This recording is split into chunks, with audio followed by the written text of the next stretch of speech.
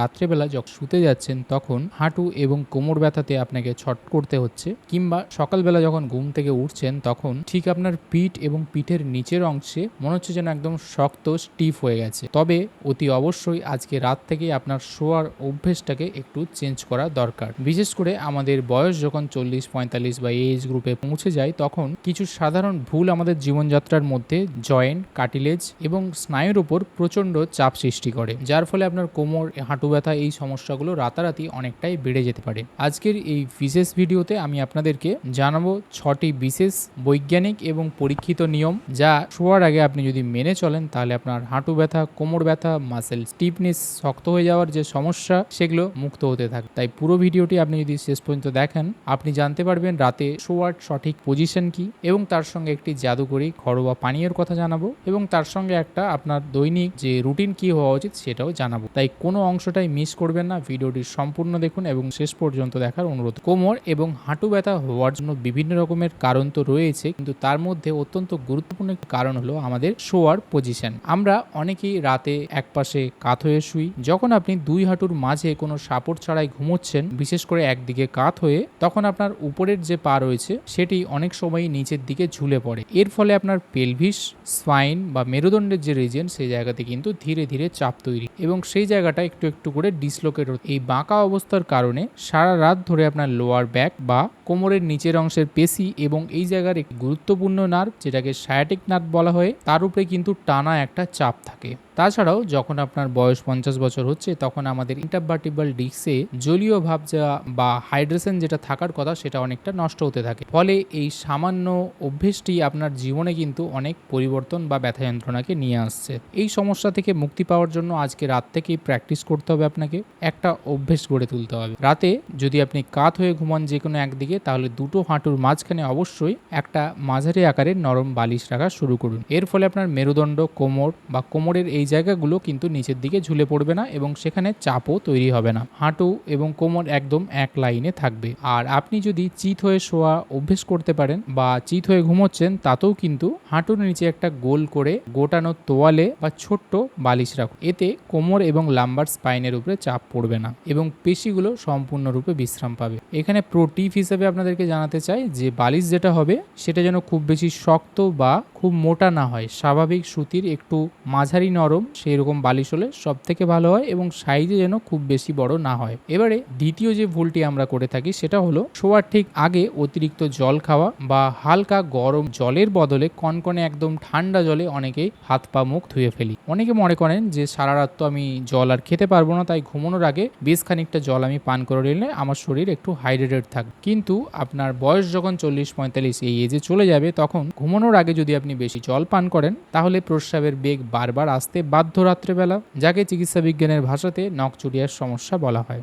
আর রাতে যখন আপনার শরীরে বারবার ঘুম ভাঙবে, আপনার শরীর যখন বিশ্রাম পাবে না, তখন কিন্তু শরীরে অটোমেটিকই প্রদাহ, ইনফ্লামেশন এগুলো বৃদ্ধি পেতে শুরু করবে, যা আপনার হাঁটুর জয়েন্ট বা আদার্স যে জয়েন্টগুলো রয়েছে সেগুলোতেও কিন্তু ইনফ্লামেশন তৈরি করে এবং ব্যথা যন্ত্রণা তৈরি করবে। এর সমাধান অত্যন্ত সহজ, যে আপনাকে রাত্রি 8টার পর থেকে আর অতিরিক্ত জল পান করা যাবে না এবং ঘুমানোর অন্তত 1 ঘন্টা আগে শেষ জলীয় খাবারটি গ্রহণ। আর রাতে বিছানায় যাওয়ার আগে যদি আপনার হাত পা ধোয়ার অভ্যেস থাকে তাহলে সেটা যেন একদম ঠান্ডা জল না হয়, মোটামুটি যেন একটু গরম জল হলে সব থেকে ভালো। গরম জল কি করবে, অল্প একটু সেটা আপনার পায়ের যে নালীগুলো রয়েছে সেগুলোকে প্রসারিত করবে এবং পেশির স্প্যাজমটাকে কমাবে। এর সঙ্গে গরম জলে আপনি এপসম সল্ট মেশাতে পারেন। এপসম সল্টে থাকা ম্যাগনেসিয়াম ত্বকের মাধ্যমে শোষিত হয়ে জয়েন্টের টিস্যুগুলোকে শান্ত, রিল্যাক্স করে। ফলে আপনার রাতের ঘুম যেমন গভীর হয় তেমনই আপনার কোমর, হাঁটু এই জায়গাগুলোতে ব্যথা যন্ত্রণা থাকে। তৃতীয় যে বড় ভুলটি আমরা করে থাকি, সারাদিন একটানা কাজবাজ করার পর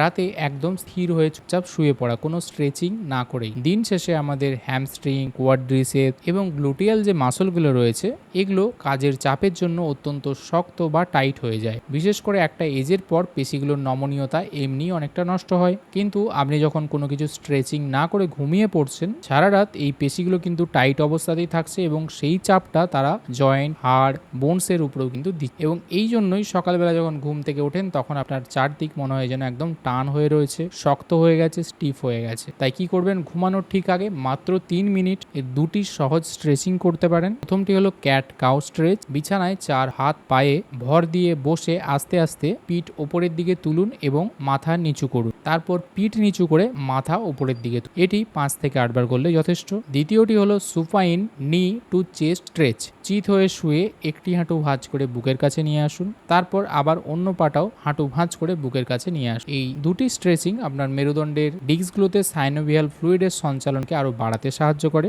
এবং রাতে ঘুমের মধ্যে কার্টিলেজের ক্ষয়কেও আটকায়। চতুর্থ যে বিষয়টার কথা বলবো সেটা হলো আপনার খাদ্যের সম্পর্ক। রাতে শোয়ার আগে আপনি যদি মিষ্টি জাতীয় খাবার, প্রসেসড ফুড বা অতিরিক্ত কার্বোহাইড্রেট খাওয়ার অভ্যেস থাকে, তাহলে এগুলো কিন্তু আপনার জন্য অত্যন্ত ক্ষতি করছে। শরীরে ইনসুলিনের মাত্রা এই সময় হঠাৎ করেই স্পাইক করছে।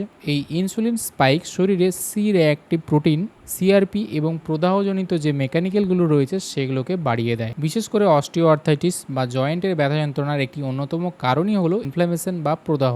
রাতে যখন এই প্রদাহ বেড়ে যায় তখন জয়েন্টের ভেতরের কার্টিলেজ টিস্যু নিউট্রিশন পায় না। তার জন্য রাতের বেলা অনেক সময় হাঁটু বা কোমরের ব্যথা যন্ত্রণা অনেক পরিমাণে বেড়ে যায়, অনেক সময় খটখট আওয়াজ হয়। তাই আপনাকে করতে হবে রাতের খাবারের শর্করার পরিমাণ কমিয়ে দিন, প্রোটিন এবং অ্যান্টি ইনফ্ল্যামেটরি উপাদান বাড়ান, খাবারের সবুজ শাকসবজি, ডিম বা হালকা সেদ্ধ খাবার রাখুন। আর রাতে ঘুমানোর আগে 30 মিনিট মোটামুটি চিনি ছাড়া 1 কাপ হালকা গরম দুধ পান করতে পারেন। তবে তার সঙ্গে একটু হলুদ মিশিয়ে দিতে হবে। হলুদে কারকিউমিন রয়েছে, যেটা একটি প্রাকৃতিক শক্তিশালী অ্যান্টিঅক্সিডেন্ট এবং এটি অ্যান্টি ইনফ্ল্যামেটরি উপাদানও রয়েছে, যা আপনার জয়েন্টের ফুলে যাওয়া কমাবে এবং এই যে ক্ষয় যেগুলো হচ্ছে সেগুলোকেও রোধ করতে সাহায্য করবে। পঞ্চম যে ভুলটা আমরা করে থাকি, রাত্রেবেলা ঘুমানোর সময় যে রুমে আপনি শুচ্ছেন সেই রুমের টেম্পারেচার ঠিকঠাক না এবং হাঁটু এবং কোমর অতিরিক্ত ঠান্ডাতে খোলা রেখে ঘুমানো। যখন আপনার বয়স 40-45 হয়ে যাচ্ছে তখন এমনিতেই রক্ত সঞ্চালনের গতিবেগ একটু কম হয় এবং তার সঙ্গে বর্তমান সময়ে বেশিরভাগ জনই কি হচ্ছে না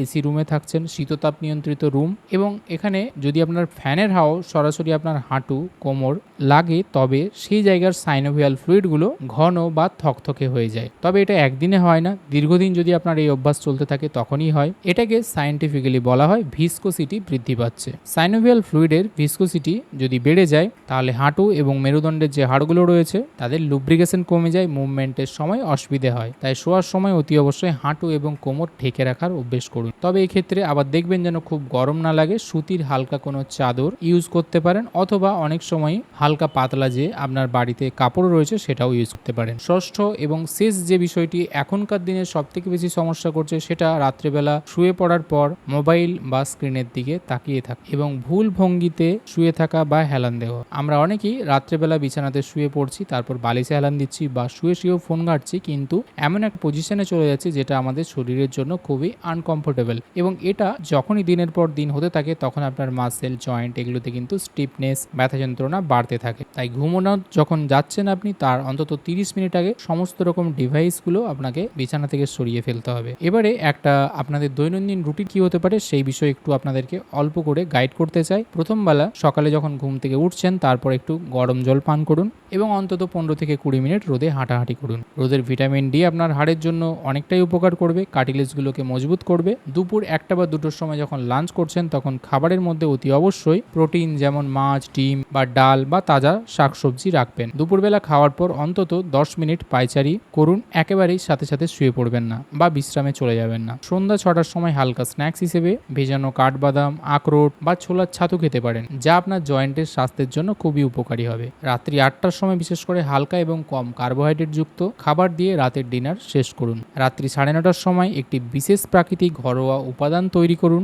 এবং তারপর আপনি শুতে চলে যান। এবারে এই প্রাকৃতিক উপাদানটি কি সেটা জানাবো। এই রেমেডিটি তৈরি করতে আপনার লাগবে 1 গ্লাস গরম দুধ, হাফ চামচ খাঁটি হলুদ গুঁড়ো, 1 চিমটে গোলমরিচ গুঁড়ো এবং অর্ধেক চামচ খাঁটি গাওয়া ঘি। দুধের সাথে হলুদ এবং গোলমরিচ ভালো করে মিশিয়ে নিন। গোলমরিচের মধ্যে থাকা পাপাইরিন হলুদের যে কারকিউমিন থাকে তার অ্যাক্টিভিটিকে প্রায় দেখা যাচ্ছে যে 200% বৃদ্ধি করে দেয়, অর্থাৎ একে শোষণ করতে সাহায্য করে বা অ্যাবজর্ব করতে সাহায্য, এবং শেষে এটাকে ঘি মিশিয়ে পান করুন। ঘিগুলো আপনার জয়েন্টের লুব্রিকেশনকে একটু ঠিক করতে সাহায্য করবে এবং এই পানীয়টি পান করার 5 থেকে 10 মিনিট পরে অল্প একটু গরম জল নিন, তাতে এপসম সল্ট দিয়ে 5 থেকে 10 মিনিট পাগুলো ভিজিয়ে রাখুন। সুতরাং এই ছিল আপনার একটা দিনের স্বাভাবিক রুটিন, যেটাতে এই সমস্যাগুলোতে যারা ভুগছেন তাদের জন্য কিন্তু খুবই কার্যকরী হবে এবং এগুলো ফলো করলে দেখবেন যে আপনার রাতের রাতের ঘুম ভালো হবে এবং রাত্রেবেলা ব্যথা মুক্তভাবে নিশ্চিন্তে ঘুমোতে পারছেন। সুতরাং আজকের এই ভিডিওটি যদি আপনাদের ভালো লেগে থাকে এবং উপকার আসে তাহলে অবশ্যই লাইক করবেন, কমেন্ট করবেন এবং শেয়ার করতে ভুলবেন না। দেখা হবে পরে আবার এরকম একটি ভিডিওতে। ততদিন ভালো থাকবেন, সুস্থ থাকবেন। ধন্যবাদ।